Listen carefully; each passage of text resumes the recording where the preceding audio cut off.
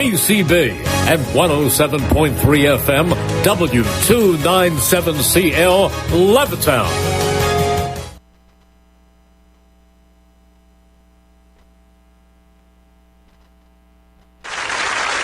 It's time for Under the Hood with Fred Fletcher from Fletcher's Garage. If you have any questions about your car, truck, or SUV, from tune-ups to tires, give Fred a call at 215-949-3232. And now it's time to go under the hood with Fred Fletcher. America's mechanic. He runs hot and cold. Not really. Does this thing work? Is it? I don't know. You know what? Go try that again. Does this thing work? Okay. That's why we have this. Go, we got it back up. Okay. How about that one? That's the one. Okay. That's why I always. I'm used to hearing myself talk. Yeah. Either that or there's some voices in my head. Yeah. I don't know, that thing must have died. But this one worked, yeah. Well, that's why you always have a backup. There you go. A backup plan here.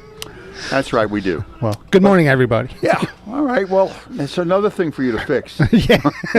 If you haven't done it already, you might as well go to air equipment here. Yeah, I'll fix this before I leave, Jim. Yeah, right. Thank you. 215-949-3232. Anybody has? Well, we got 1 week until 4th of July. Yes. Officially, right? So there's some travel plans and some hurry-up offense here. Yeah, I'm getting some people come in, getting some trip checks and stuff like that. And, yeah. Hopefully everybody's safe for the trips. I'm going to put it out there. I am going to be closed on the 4th, 5th, 6th, and 7th. We're taking a 4-day weekend. Yeah. One of those rare long weekends for my guys. Yeah. Because I think that's about it. The 4th of July falls right in the pocket there where who's going to work on Friday? Nobody. Yeah, nobody's going to work. I mean, it's usually a busy weekend for us, but my guys have been throwing it down, so it was yeah. You're gonna live there, yeah. Let him have some time. One has family upstate, so he's going to go visit them, and that's good. It's good. Yeah. I don't know if you ever had a co-op agreement or something. I will not be here, but I have a friend I recommend. No, you don't do. No. You don't farm them out. No, okay. I mean there are some guys that used to do that, and I think that's kind of went away. Yeah. We're usually so busy that we can't take on somebody else's stuff. And yeah. I mean, there are a couple shops I would recommend if I am too busy and somebody will ask me. I'd say let's call it an emergency or something. Yeah, like I mean you can go anywhere. I mean look online, but no, I don't have anybody I would definitely recommend. Okay. I would say if we're too busy, and I'll say, well, you can try the Sunoco up the street, but see how he goes because Billy's pretty good up there. I think it was a fraternity years ago, maybe Fred, that you were kind of lost in the shuffle. Well, hey, I'll be out of town, but you want to take it over to Bill's or something? Yeah, I mean, they can help you out, and that was kind of an informal thing years ago. Yeah. Maybe it doesn't work that way. It doesn't work that way anymore because there's a lot of I'm going to speak for my experiences. Yeah. Times I've done that, the person I've sent them to has tried to steal my customer or something like that. So I have no skin in the game either. Right. I can take as long as I want. No, Fred did this wrong or whatever. I was like, I could have done this. Da-da-da, and so they're your friends? Yeah. Oh, wow. Yeah. I hate to think if it was you weren't getting along. So, and if somebody sent me, I'm the opposite. I'm like, no, Dave did this right and blah, blah, blah. It's like, so... Yep. Yeah, all right. It kind of went away. I guess it happened to a lot of people back then. So, yeah. But one thing I want to touch on is inspections, state inspections. We're coming up to the end of the week or the end of the month. I'm sorry, and I am still always amazed on how many people don't realize that they need the registration insurance card when you come in to drop it off. I mean, you need it to ride around it in case you get pulled over or whatever, or you're in an accident. But you have to validate. Or even if you keep it in your wallet, bring it into me. I don't know how many times, and today included. If I get, we usually do about 8 to 10 inspections a day. So, and I'm going to say 3 to 4 are not going to have their paperwork, and it's if you're a young kid, I can understand that your first time or first or second time, but there's people like our age. Yeah. And I'm like, do you have your registration insurance card? Or Kelly will ask them, do you have your registration insurance card? And they'll be like, why do I need that? I'm like, how long have you been driving in Pennsylvania? Yeah. Have you ever been stopped before? Yeah. I mean, as far as inspection goes, it's like, we need it. And then they're like, well, I have this. And then they hand me the application. I said, that's not an actual thing. Yeah. We need the card that has the barcode on it, the actual registration card, because that's how we run the emissions and log it in, and that's how the state is keeping track of everybody. So, and insurance cards, you don't have to have a physical card anymore, but as long as you have it on your phone, and we can transpose the numbers down, then we can take that. So, but we can't do that with a registration. We need the actual card. Yeah, and you get others looking around for inspection it's well behind or whatever. Like it starts stopping you. Yeah, we got one now that was due last December. Where do they do that? Burlington. Yeah. Okay. Just to let you know. Yeah, New Jersey inspections are whoa. You know what? I don't know if they just plan on just being disorganized or just can't do it. I don't even know. No, I mean they did away with a lot of the rules and stuff over there. Oh so man, we do get customers that move from New Jersey over to here, and they're like, "Wow, you guys are really tough over here. We didn't have any of this over in New Jersey." I'm like, "Yeah, that's why your cars are crap." Yeah, well, they were the other way before, where you almost had to fight just to get through. A lot of those failing everybody, and now they're passing just about everybody. Yeah, yeah. Well, back in the day, a lot of the guys that worked there were not mechanics, and they didn't know what they were looking for. They would just read the state owner's manual or operator's manual for inspections, and they didn't know what they were looking at. They'd always failure for pollution. I said, well, no kidding. If you're sitting in line idling for a half hour, you're going to fail. Yeah, well, back in the day with the carburetors, with fuel injection, you didn't see that too much. But back in the day with carburetors, if you were idling and you were running hot or whatever, yeah, you were going to fail emissions, and it was really, really tough. It's all coming back to me now, Fred. Yeah. Oh, God, Deptford. Oh, no. It got to the point where I used to take my family's cars wearing my Air Force uniform going through because they would never. Nice. It tells you how. I didn't think of that. It tells you how kosher that is. Then I moved to Cherry Hill, and it's worse there. It's some of the most miserable people in the world. Baker's Basin was really bad over there, north of Trenton. Yeah. But nowadays their inspections are almost non-existent, and a lot of Jersey people are like, see, it was a great relief when you passed. I said, I don't have to deal with you people anymore, and then it was. Yeah, it was just but like I said, nowadays we're seeing a lot of New Jersey cars coming over, and they're just in bad shape because they haven't been maintained. Yeah. A lot of people ride our Pennsylvania inspections as being too tough, or we shouldn't do it as much as we did. I'm gonna. Yeah, we're going to touch on that one. So, raw meat over here. Yeah, and I can see with the newer car, if you buy a new car, say you buy a 2023, and they give you a 2-year inspection sticker, which is fine. That's fine because usually the first year. You usually don't need anything. Yeah. Over here, we have to have it every year. Every year. So, and that's also fine too.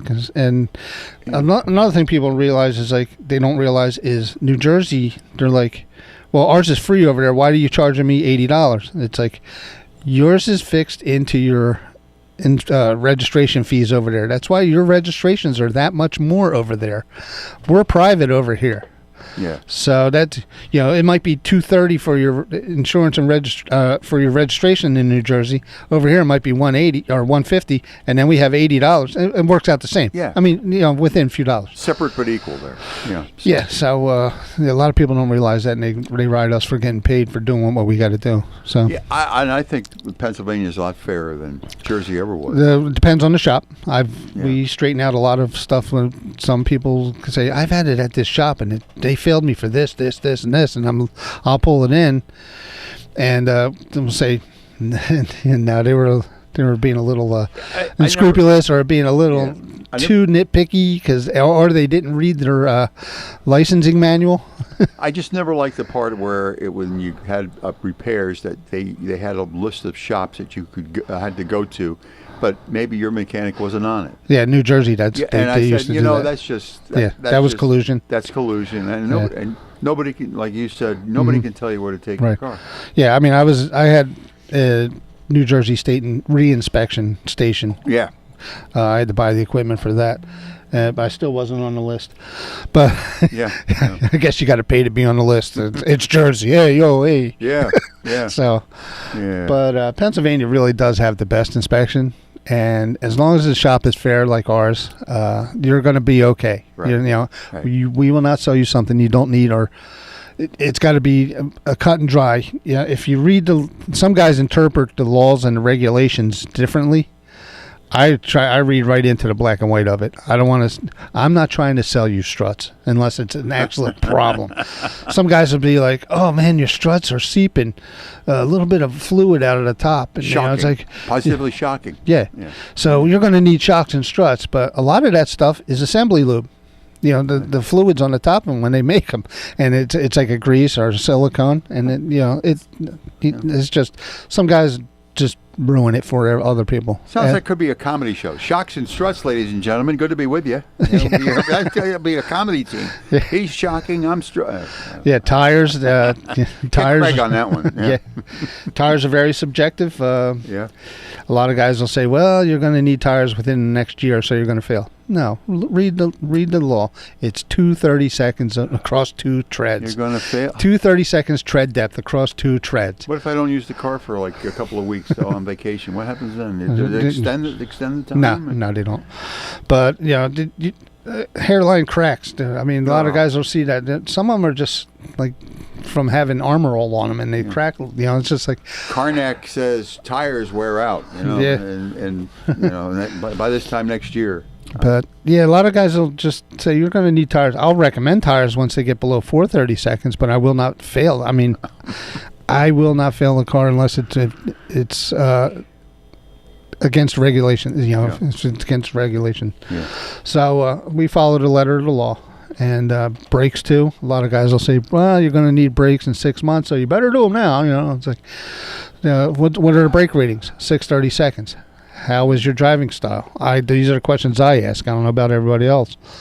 How you have 630 seconds left on there? Well, I put like 4,000 or 5,000 miles a year on the car. You probably won't need brakes for like 2 or 3 more years. Yeah. Unless or I do a lot of highway driving where I don't step on the brake a lot. Or so you'll probably last a little longer. Or if you're at 630 seconds and you say, I do a lot of city driving, I do a lot of stop and go. Okay, you might need it in a year or 6 months from now, but you passed today. Right. I'm not gonna sell the future. Yeah, right.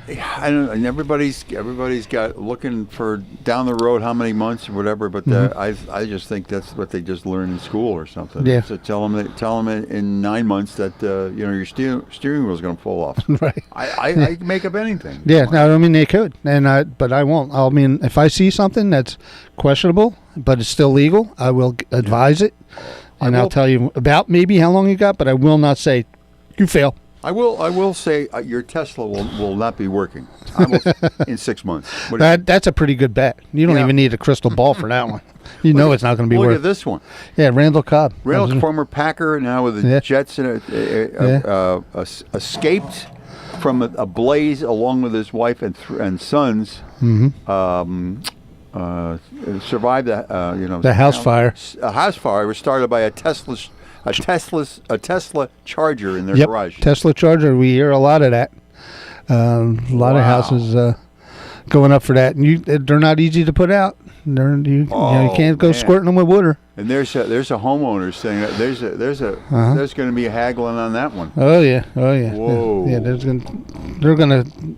I don't know why you would put I don't know why you would put a charger on the inside anyway, but. Well, my in-laws had a house fire next to them. The guy was storing lithium batteries, and they self-combusted and burnt their house down like 2 weeks ago.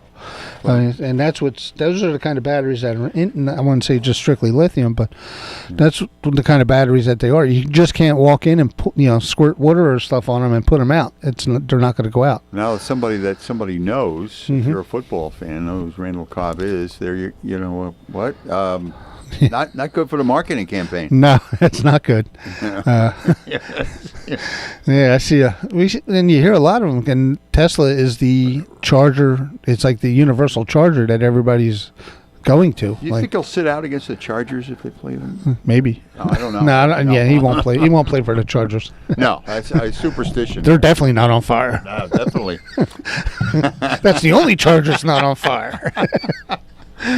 215-949-3232. I know we're not laughing at the situation, but you know what?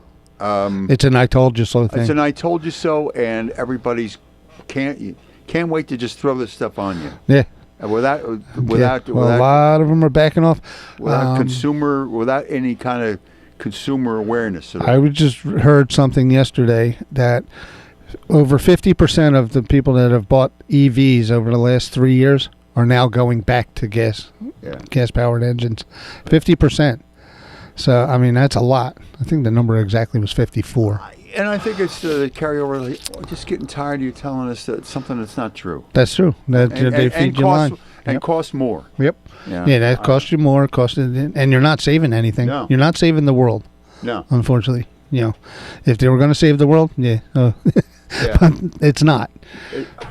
And the other part is like gas powered engines like Hondas and Nissans and stuff. They're already like P0 net emissions. I mean, when I used to run them on dynamometers, and you could put them on there and test the exhaust gases coming out of there. It was pure oxygen coming out of there. So the catalytic converters aren't doing their job. So I'll give them that. And the oxygen sensors and stuff that are in there are also doing their jobs and keeping the engine combustion at the perfect rate, 14.7 to 1. Yeah. So, and then converting everything into oxygen or carbon dioxide at a minimum. And another thing a lot of people don't realize, and they get fed on this, is there's like, our carbon footprint's bad. You need carbon dioxide. You don't need over carbon dioxide. You don't need, but there's more the actual number of carbon dioxide that's in the atmosphere is 0.0004. And it's not even really measurable. And they said back in the day, I don't know, and this is probably another line of crap. Yeah. They said back in the 1800s or whatever, the carbon emissions were higher. Who tested them back then? There's no cars. There was no cars.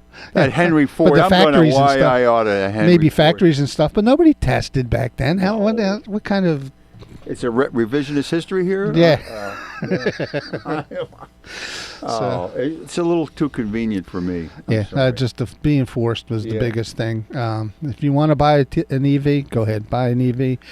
Know the pitfalls with them. I'll help you out. I do a lot of research on it because I actually go into it looking for things that prove me wrong.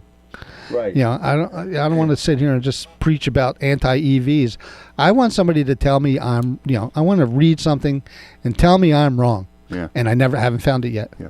So even if I try to rationalize something, or marginalize it, they're still not good at this point. No, and you read these stuff, and I think they don't put out as many of these. They're trying to squash a couple of these stories, but they couldn't squash this one. This is a guy plays for the Jets. Yeah. Everybody knows who he is, and it's going to be news. But I imagine it's somebody who's, Joe Public somewhere said, well, nobody cares about me. The same thing happened to me, or something burned or whatever that caused you an economic, loss of some kind. Yeah. Yeah. So that's. All kinds of things that were I've been reading about, like with the degeneration of the battery of when it's hot, when it's cold, when you're on a load up a hill, when you have the air conditioner on because it's an electric AC pump, so and they draw a lot of amperage. Yeah. So and with the blower motors and everything, there's just so much not in their favor right now. Right. Yeah. And a tide that's against them because they feel like they've been lied to. Yeah. And also, we've been hearing stories of the batteries going bad on the Teslas and people getting locked in the cars. And they can't get out. I mean, you literally can't get out. It's a John Carpenter movie. Yeah. That's what it sounds like. So Christine. There is a little mechanical release lever, but how many, say you accidentally locked your 4-year-old in there in the car seat? Yeah. And they're not going to know how to do it. Or there's a lot of people. I did not even know that there was a mechanical release on there until I started reading about it. I mean, I've had a couple Teslas in for inspection and stuff, And I never knew there was a mechanical release on there. Nobody ever said anything. You always find out when something goes wrong. Right. That's when you find out about your. Yeah, I mean, so the owners aren't being told by the salespeople. I don't think. I mean, they should be, or they should know what they're buying. But the information that should have been like number one out there. If you get locked in your car, there's a release about 1/3 of the way down on the bottom of the door. Cranking windows will be coming back. Yes. You know what? Yeah. At least I could get in there and roll down the window. Yeah. Without all this, without computer code. Right. Yeah. So I don't know. Well, Yeah. do I sound like a get off my lawn guy or no? You and me both, bro. You know what? You get yourself out of something. Yeah. Yeah. But No, I always get the hanger in there and. That's actually worse than being locked out of it. Yeah. I mean, you can't. Yeah. Boy, that's scary. Your battery's dead. Nothing's working. Air conditioning's not working. The car's getting hot. Can't call anybody. Yeah. At least if your air conditioner quit on a gas engine, you can still drive. Ooh. You know what? Boy, we're going to have people driving. Oh, God, I hope my car doesn't rebel on me. You kind of that's kind of like you spend a lot of time there and you. Comfort, you're used to that. Yeah, the self-driving cars are still having a lot of problems with those. They can take the bill too with it. Yeah, self-driving. Did you have a couple of them? Yeah, I had a customer say he was in my office and he goes, "Hey, you want to see something cool?" Yeah, and he says, he had said something to his phone and the Tesla came over from the parking spot in front of my office. I'm like, yeah, okay. Could stop road rage a little bit. You could yelling at somebody that's not even in the car, right? It's not me. It's the car. I was over here. Yeah. Wow. It's too much for it really is. It really is. Let's break a car down to what its purpose is to get you from point A to point B. And back exactly. To A. Yeah. Man, I'm telling you. Hey, we'll be at 215-949-3232. Anybody wants to vent today? I think vent about a car anything. vent. If they want to do that, they can do that. But woo. Yeah. It's sometimes the ownership, the onus is on, as they say, on us to do all this stuff. We never read our manual anyway. Expect when it breaks down. Right. Breakdown. Batteries. Yeah. Yeah. Yeah. The other thing that's happening with EVs is they have a lot of, I guess because they consider them self-driving or whatever, and they always talk about distracted driving. I mean, they have this big, looks like a 12 or 13-inch TV screen right on the thing where you can either watch TV, receive text messages, check your Facebook, I guess. Yeah, I didn't check your email. I mean, it's basically a PC in the middle of your dash. So how many people were like? How many people driving to work checking their emails and not paying attention? That's a red flag on that one. I mean, when you drive, Be done with it. Sometimes I just find the Bluetooth I have just distracting, and it seems like I'm on the phone with somebody with a doctor all the time. Can you make it at 12? And I'm yelling at no. I'm yelling at the windshield. 120. Oh, come on. The thing is, you don't have to yell. What am I doing? I'm yelling at. I do the same thing. My wife's RAV4 has it. She uses it when she's driving on the highway. I can't deal because I'm like you. I'm yelling at the windshield because who's talking? And somebody passed you just said, "Boy, that guy's got a bad case of road rage. What's the matter with him?" But and your voice goes up like all the octaves, and it's. Hello, is this James? If I don't have a phone in my ear or whatever up to my ear, I'm thinking that you can't hear me like. Yeah. If they're calling me and they call me James, and they don't know me. Oh yeah. So that's. It's usually a sales call. Yeah. Hello, is this Frederick? Yeah. Don't call me on my car. That's right. You sort of. I'm driving here. Yeah. So we get the. But then we have to yell at the top of our lungs, and they can hear everything. It doesn't really matter. But I don't know. I have one, but it was like a real good selling tool back then, the Bluetooth kind of thing. Right. But it kind of got out of control. It kind of got away from what it was supposed to be. I think it's in my Yukon. I just never hooked it up because I don't. If I'm driving, I'm driving. Yeah. So. Yeah. That's. I mean, I have a speaker on my phone, but. Usually when you have the speaker on your phone and you're trying to, I don't want to be bothered. That's another one too. And that got to be a. Can you stop and get bread and milk and if you turn your phone off, you don't get those calls. I do. I used to. Now I just let them go. The phone just goes in the front seat, and I'm done with it. Yeah, so I'm on the task. Sort of like you sort of fall in love with this stuff, and then you get tired of it, and then say, you know what? It's an overload. Yeah, it's really an overload, and sometimes even though I only have a short ride to work from my house, but if I'm like going over to Trenton and pick up parts or whatever I'm doing, I turn that stuff off because I need that fortress of solitude inside my new car. At least for a little bit. Doesn't work in the race business. Can you move over? I need to get by. Yeah. No, it's not going to quite work that way. You move over, you get moved over. Yeah, but I see a lot of people on their phones all the time, and that's not. That's where the accidents are really piling up because. Yeah, I actually had to blow the horn on my cousin yesterday. We were in a funeral procession for my grandfather. Yeah. And the funeral procession left the church, and I'm like, okay. Yeah. Okay. Yeah. And here she was. She was on her phone texting somebody. I had to actually blow the horn at her in a funeral procession. I'm like, that's bad. I'd hate to get a call during that. I'm waiting for her to call me now and say, what the hell are you doing? Yeah, and the phones go off all the time.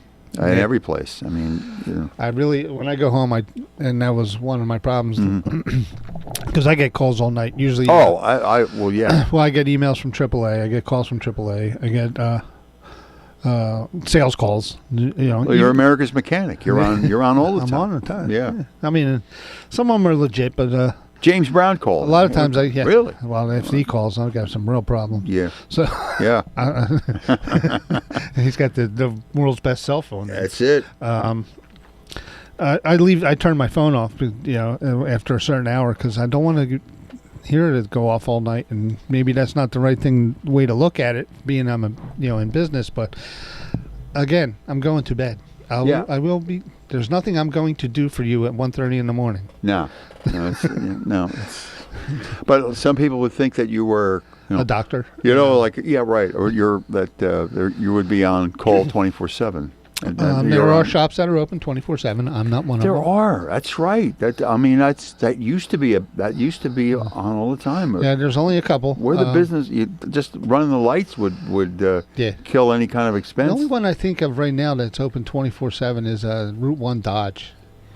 And actually, all they're going to do is accept your car anyway, and then give it to the technician in the morning. What do you got? Night owls over there? Or what's it? They have some guys. Man, usually the skeleton crew over there are people just out of school and all, so you're not getting quality work. I wouldn't work there because all the robberies that happen in the middle of the night. I wouldn't be open. Would you? What? I mean, robberies and. If you're open, they're probably not likely to rob you. They might. I mean, they're not going to come in. There's not much cash going on, so there's no reason to stick a gun in your face. Or if you come into my shop and you try to stick a gun in your face, you're going to get 3 right back at you. Okay. That's fair. He to all you criminals, do not come into Fletcher's. Do not. You will not leave voluntarily. Not at all. But what we can do is get you ready as we're going to ramp up for the Need for Speed. Oh, yeah. Coming your way in about a minute from now here on BCB. Fred Fletcher is back to Fairless Hills at the corner of Hood and South Olds Boulevard in Fairless Hills. Fred will be offering local hometown auto service and repairs, even offering pickup and delivery, state inspection and emission. Fletcher's Garage is a full-service AAA facility. Call 215-295-4931. That's 215-295-4931 or visit Fletcher'sGarage.com. And remember that phone number again, it's 215-295-4931. Payroll Service Solutions was established in 2001 to cater to the payroll needs of small to medium-sized businesses. Payroll Service Solutions offers unparalleled customer service while they deliver a complete and accurate payroll. When calling Payroll Service Solutions, you will never be put into a voicemail or go through a series of prompts to get to a person. All customer service representatives are extensively trained to handle all of your payroll needs, therefore saving you time. They value each and every one of their clients. No account is too small. Call Payroll Service Solutions today at 1-866-PAY-EASY for a no-obligation review of your payroll needs. That number again is 1-866-PAYEASY. Payroll Service Solutions. Good morning, race fans, and welcome to Yardley, Pennsylvania.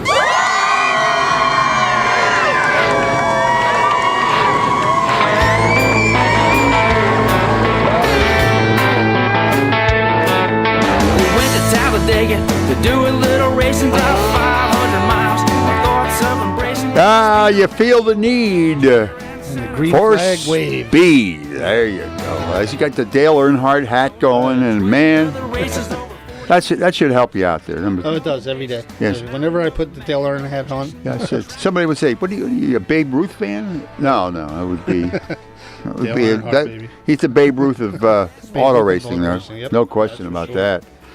Yeah. Yeah, I missed a lot of racing going because over the last week. Because There's a ton of it going on overseas a lot. They're running a Grand Prix and they ran it from Spain or something. And I said, man, what do they do? I guess it was. I nice know they have over Grand Prix and everything. I didn't realize they race fairly often over there. Oh yeah. That's the way they race over there. You know. Yeah. We had a lot because of the heat last week. We had a lot of cancellations. Just about everybody canceled last week. Walls, New Egypt, Bridgeport. Yeah. I don't know about from the heat. From the heat. Oh, yeah, from the heat. It was too hot for the guys. I mean, it was 110 out here, and I guess to be 160, 170 in the car, and it's not an enjoyable experience for the fans sitting in the stands. Yeah.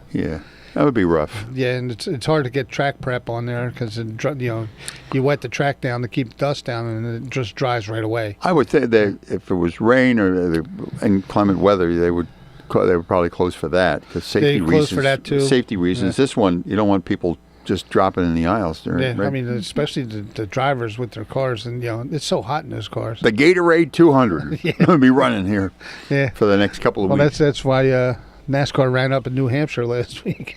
Because it was about the coolest place in the country, I guess. Yeah, it's New Hampshire's not bad for. Was it Rockingham? No, Rockingham's in North Carolina. North Carolina. It's called New Hampshire. Yeah. I forget. New Hampshire Speedway up there. Yeah, maybe. Yeah, and it's not bad up there. I mean, all right. Yeah, no, they race up there. I think Connecticut, Lyme. I didn't follow it this week because I've been sidetracked. Yeah. But I think it was. Person that lives from up there. Maybe Nick or somebody can give me a call. Yeah, Lime Rock or Old Lime there. They've done racing up there. Yeah, well, this would be the NASCAR track. Christopher Bell. He won. Okay. And he's from up that way. So so that was cool for him. Win a hometown race. Yeah, since doing the show, you're unaware of how many places are. Yeah, are up New York State's pretty big, or was pretty big at one time? I guess it is to a point. I remember because we used to run that cycle back in '79 and '80. Was we ran we were one of the track champs at 5 Mile Point that year, along with Chuck Akulis, who's a legend up there. Penn Cam, we ran Weedsport. Canandaigua.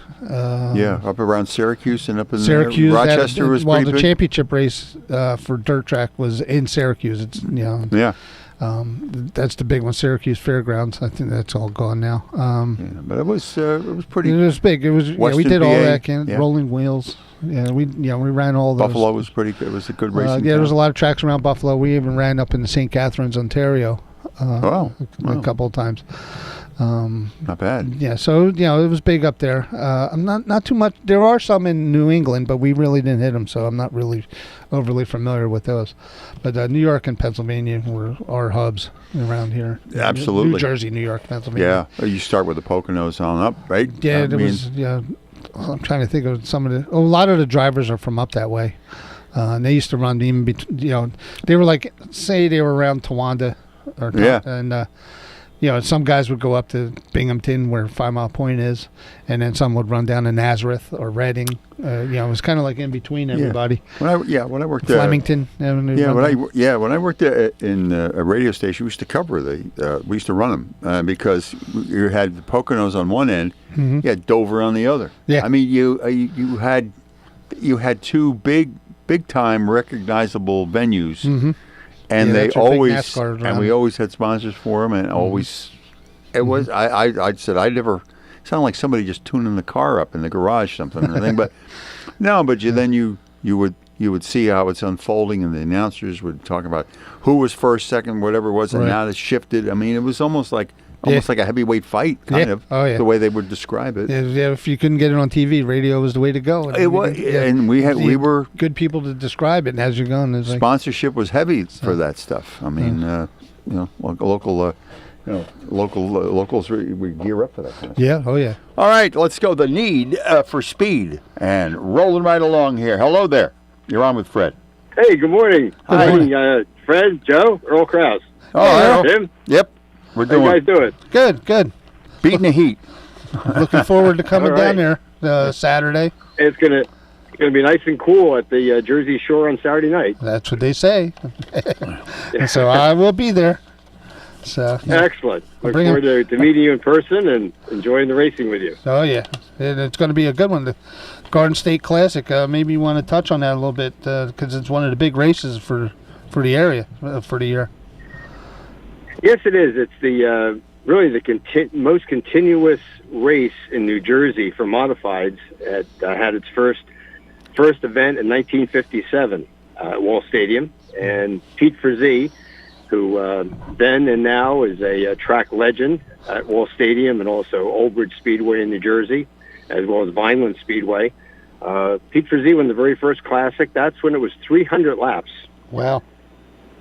And the race has run not continuously every year. There have been years when the race wasn't run, but this is 60-plus years of the Garden State Classic this year. So looking forward to another great one. It's 125 laps, and it's a challenging event. So type of race, Wall Stadium, where you have to kind of conserve early on and then kind of sprint towards the checkered. So it should be good. That'll make a good race. Yeah, I was looking at the schedule events here. You got like a motorcycle stunt show at intermission. Yes. And an autograph session, which is cool for the kids. We're actually bringing my one friend's son down, so maybe he can get some autographs. I'd like to maybe catch some interviews with you and a couple other people. That'd be great. Yeah. Nick. And originally Nick was going to come down, Nick Leach, but he's gotten sidetracked with with a couple things going on around here. Oh, okay. So we'll let him elaborate on what's going on there when he calls. But okay. Right now he's looking for a broken bolt that fell out of his truck. So he's out getting a brush. Aren't we all? We're missing I think we're missing a few. Nick's got a couple screws loose. Yeah, that's for sure. So I'm really looking forward to getting down there. We'll be there probably just before grandstands open. So I'll let you know as I get there. So I'd like to meet you, and maybe you can show us around a little bit and give us the lowdown on what's going on that day. Oh, absolutely. And this way, as you mentioned, you can get some interviews, get some real good shots of the track. I know you're going to be doing some videotaping, I believe. Yeah. Yep. Good. Excellent. That's great. Yep. But I was looking over. Because I heard that Don Stives passed away this week. Yes. And he was I saw that he raced at Wall. I remember him at Flemington, and he's one cool guy. I had his autograph. I remember looking at his autograph in my half-ass autograph book that I had. But one of the things I remember with Don was, and I don't know how often he did it, but I remember watching him run at Flemington, and he had his arm out the window. He was driving one arm, driving with one hand. I was like, wow. Got the farmer's tan going. Yeah, he got the trucker's tan hanging on this. But he was a good guy. I remember when I was little that he then he projected the image of cool, no problem in command. Oh yeah. Yeah. Maybe that's part of the deal too. You got the psychological part of it. Yeah, he ran a lot of years. I mean, he was an older fellow when I was a kid. So I think what did he run, like 1962? He was a champion down there. Wow. So, Yeah, well, Don actually started racing. He actually lived within walking distance of East Windsor Speedway. Yeah. Right down Conover Road, I believe it was. Mm-hmm. And he actually raced at the original Hightstown quarter-mile paved track that was on the site of East Windsor Speedway. That the Hightstown paved oval was there in the 1950s. Wow. And that track closed, and then Don Jones built East Windsor Speedway on that same site, the half-mile dirt track. But Don Stives raced at Hightstown when it was there, and also at Old Bridge Speedway. And as you mentioned, he raced dirt and asphalt. Matter of fact, he was a two-time Garden State Classic winner, 1965 and 1974. And when he won the first Garden State Classic that he won again in 65, it was driving for John Norsha with that Black Horse Racing number 81. One of my favorite cars. One of my favorite cars. I love the color scheme. I love that whole thing. My favorite driver, Billy Osmond, when I was a kid, drove that for a while. Sammy Beavers. Yeah, it was great.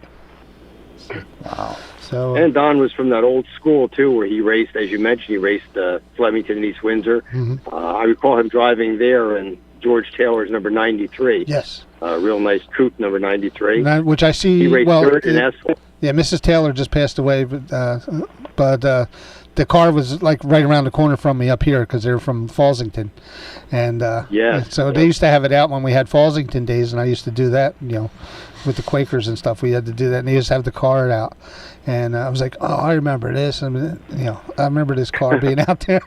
So yeah, and it still looked the same. It still looked exactly the same. So, I don't know what happened to it because I know Mrs. Taylor passed away, and I think the family moved away. But I'll have to check with the Fallsington Society, see what happened.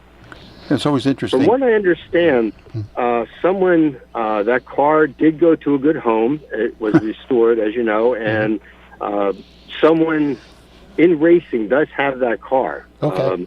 And so it is still around. I'm not sure if it's in this area, but the car did go to someone who, appreciated its history. But that'd be interesting to get that car back out here again because, so many very fine drivers like Dick Havens, won so many races with that 93 as well. Yep, Dick Havens, Altaz 90. A lot of those guys drove that car. So, I'm on it. I'm going to try to hunt that car down. Okay, there you go. All right. All right, so I will, hopefully, not hopefully. We will have some good stories next week when we come on air about our time down at Wall that's Stadium. the question, too. Are you on, is the show on for... actually, 4th of July will be off. Yeah, we'll be off on the 4th. So 2 weeks from now. Yeah. So we have an extra week to make up stories. Gear up.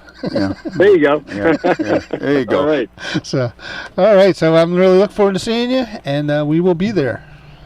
All right. Thank you so much, Earl. Sounds good, gentlemen. All right. All right, Have a safe trip down. All right. Thank you. Talk to you soon. You bet. Take care. Yeah. Bye. Yeah, and if anybody wants to go down to Wall Stadium, you can either follow me. All right. Meet me at the shop, and then we'll all go down. Yeah. Or Caravan. if you want to go yourself, take 195 east all the way down to Route 34, make a left. You're right there. You can see it almost right from 195. You're right there. So it's about the easiest place to get to. It's always interesting about the drivers or if you are involved. It's they want to work a lot of races because they don't want to lose a competitive edge that you have. That you're almost like a golf swing or in the groove kind of thing. And if you're out for a while, definitely. I don't know. You lose some kind of timing or judgment or something. I mean, there's still an old school element to it, but it does evolve. I mean, if you're out of it for 5-6 years, you might think, well, I'm gonna prove that theory just wrong because Billy Pouch retired a couple years ago. He came back and won a couple races last week down in Delaware. Yeah, but it took a while though, right? Track. I mean, but it just if you're not active, I think just activity means you get used to routine, certain reactions you have. If you don't have, if you're not working a lot. Yeah. You could miss something. Oh yeah, definitely. Definitely, you can see that happening. I'm not saying he's going to be like Muhammad Ali. You have to always be in a ring about if anybody's like that, it's Billy Pouch. Senior. Yeah. He can hop in anything and run. Yeah, he actually won a couple races. I think it was Action Track over in outside of Reading too. Yeah, and their mantra was, hey, I got to win it. Based if I'm running I'm bound to win a couple of them or place in a couple of them. Oh yeah. Yeah, Oh yeah. so- I mean, it also you're chasing money too. I mean, like this Garden Right, State prize Classic. money. Yeah, this one down here, this 125 lapper down at Wall is 5,000 cash to win. So that's a pretty good day. good day. Yeah. That's right. I could buy me a Tesla if I was. No, maybe not. No, don't buy a Tesla. Don't waste your money on a Tesla. I got a garage I can put. Now it you can in. really fix up your car. You can go race somewhere else next Right. week. Yeah. As long as you don't wreck. Imagine that. Sometimes you got to do this to break even. Imagine having an electric car race and nobody got to the finish line because they crapped out. No, dude, Wouldn't that be great? I wouldn't know that because I wouldn't be there. I know you would. I know it. So yeah, they probably would. Yeah, you can't have a 300 lapper. Well, We got 155. We're close. Yeah, it's called the Range Anxiety 200. So It's called a non-performance 200 because they didn't even make it. So. Or the I told you so by Fred. I told you so. Yeah, the 500. I told you 500. Yeah. So, Yeah. All right, what's going on around here? New Egypt is going to be back in action. It was out last week because of heat. Bring back old Egypt. That'll be interesting. Yeah.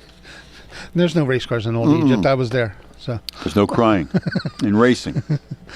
So New Egypt. It's First Responders Night, and they're actually going to have. That's a good one. How about that? Yeah, First Responders. Great. I've been down there for that night before. It's really, really cool. But this one's going to be extra special, and I'm sorry I'm going to miss it, but I'm going to be at Wall. Yeah. We lost one of the area's favorite drivers around here last week on a sudden heart attack. Wow. Billy Litka, and he used run late model street stocks, and he was a really good guy. Won a lot of races. Another really, really a friendly guy, and he's definitely going to be missed in a race. He was only 40 years old. Oh my God. So. It was sudden and surprising, and so they're going to have a special memorial for him down there. So so not good news there, it's a shame I'm going to miss it, but if I can clone myself, I would. Yeah. Bridgeport, another good night going on down there. Yeah. Yep. Modified sprint. Seems like you're normal night menu down there. Yep. But they're also always filming in that movie Pony that's coming out. It's Hollywood filming, a Hollywood film. They do a good job to stay consistently in the either in the news or awareness of their product. They do about a good a job as anybody. Oh yeah. How about getting the information out, promoting themselves? Well, that's what we're doing. It's very fan friendly kind of thing. Yeah, they get it right. We're trying to open this back up to a lot more fans. Yeah. Because over the years it has waned a little bit, and I find some excitement within the people that have been there for all these years. And I mean, to be honest with you, I got away from it for a lot of years, and so glad I got back into it. But back in the heyday, I mean, you could fill any one of these stadiums up, and there was a lot more back then, almost every day. I mean, East Windsor ran Friday, sometimes Sunday. Flemington was Saturday. So you had 3 days of racing. That's why the divorce rate back then was high. So, my family included. Oh. So, but there's a lot going. There was a lot going on all the time, and that's why I had those lawyers' offices there, right down the block from the racetrack. Right next to East Windsor Speedway was a lawyer's office. Yeah, yeah. Speedy divorce. I'm making that up. Speedy divorce, and there you go. Yeah. So we got a phone call though, Jim. I saw Joe gave me the high sign back there. All right, you're next up with Fred. Go ahead. What's going on, fellas? Good morning. Hey, Nick, you sound happy. Did you find your bolt? Yeah. Oh, yeah, we're all hooked up. We just got to wait for a little bit of gear oil, and we'll be in good shape. Nice. The day he gets laryngitis, the show is not going to have the same juice. That's actually, for sure. I think he's had laryngitis. Geez, I wonder why. Oh, come on now. How are we doing today? Oh, we're doing good. Get past my last week here, and going to try to get back on track with everything. It was a rough week. So. Yeah, I know it's been a rough week, and you have my condolences on your grandfather. He seemed like a great person. Oh, he was great. Yeah. Look on Facebook for the stories that are coming up. Oh man, that ought to be a beauty. Yeah, we lost a couple key people in racing this week. We lost Dale Plank, New York racer, very popular guy on the dirt circuit, and we lost one of our drivers at New Egypt, Bill Lika, street stock champion, and really great guy, great family guy, and a real favorite at New Egypt. So that's going to be a tough one. Yeah, as I said, I wish I could be at both places this weekend because I'd like to see the memorial, but hopefully they'll have another one for him somewhere down the road for my benefit. But yeah, they're going to have something. They're going to have at Tillman's in town on Friday night. Okay. And Saturday they're going to have something at New Egypt, and then Sunday they're going to have something at the Elks, the Celebration of Life for Bill.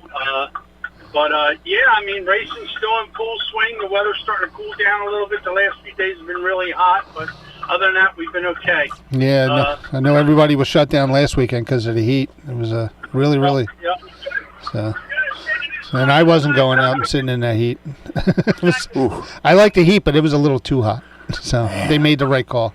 Yeah, I mean, it was so hot that you couldn't race. I mean, the guys are in them suits, they're in the cars, and it's just, you can't. I mean, back in the good old days, we raced and all that stuff, but times are different now. You got different fans coming in there that don't want to get dirty, and they don't want to be there for 5 hours. Fred, we sit at the racetrack from 2 in the afternoon till 2 in the morning. So, whole different deal. Yeah, I'm usually one of the first ones through the gate there, and then mark my territory up there by the press booth. But yeah, and I'm there early, and it's sometimes lonely. I hear you. But I want to be there. I love being at the track, being a part of that atmosphere from when the doors open till I leave. It's usually after 10 or 11 at night. I know you're still there, so. Yeah. Well, usually I get there sometime afternoon. There's a lot of stuff you have to do in the tower and get things ready for the pre-race show and all that other stuff that we do. But yeah, I mean, I was really looking forward to going to Wall with you, but I have some things that I have to do this weekend. Yep.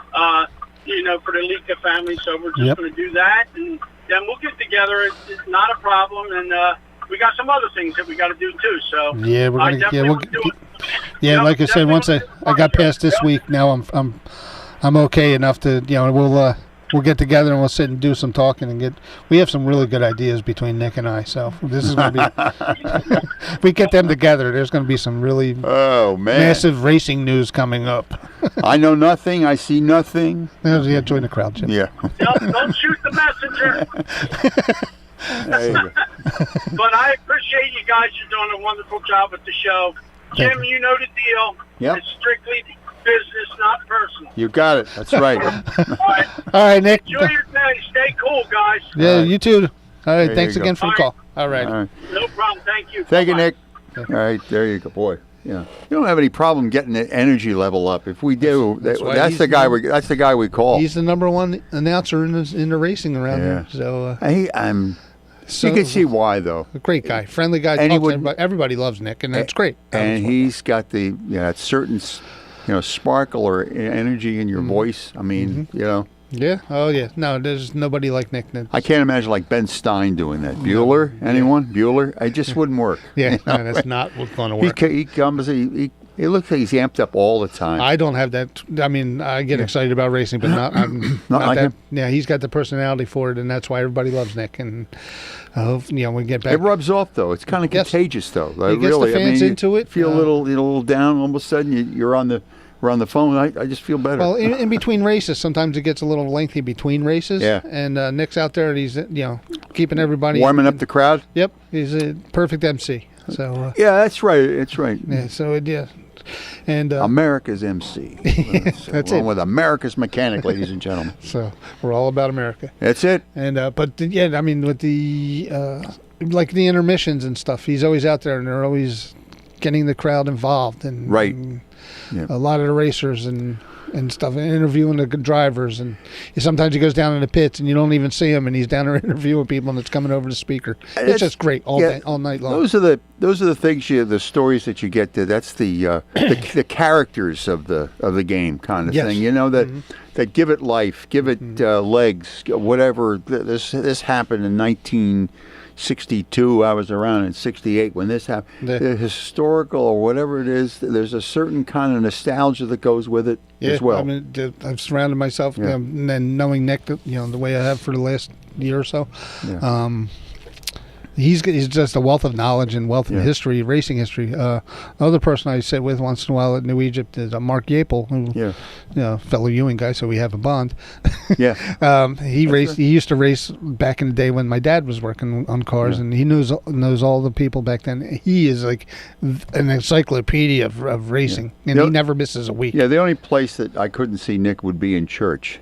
It would be a little too loud, maybe, for that. I think he's okay with church. Collect time. I passed the plate. Let's go. We got a fundraiser. Yeah, he probably. That's the other good thing about our sport. It's very. I'm not going to say religious, but it's very. It's got the spirit. I guess I have a word. I can't think of it. Right. But it's we recognize. There's a fellowship. We recognize that.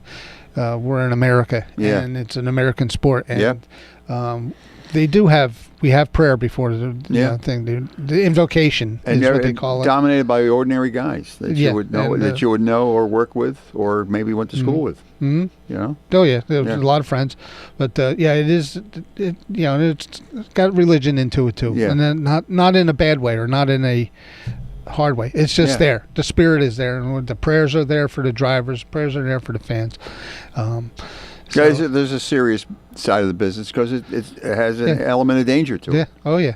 So there's risk. Whether you believe in it or not, it's up to you. But it's there. We can do. They do the invocation. We're part of it. They do the prayer. I love it. I love just being a part of this whole thing of racing. Yeah, you get there ahead of time. You sort of get the. It's like going to watch batting practice for the game. You just like builds and builds. And if you go, you watch people tuning like getting ready for game time.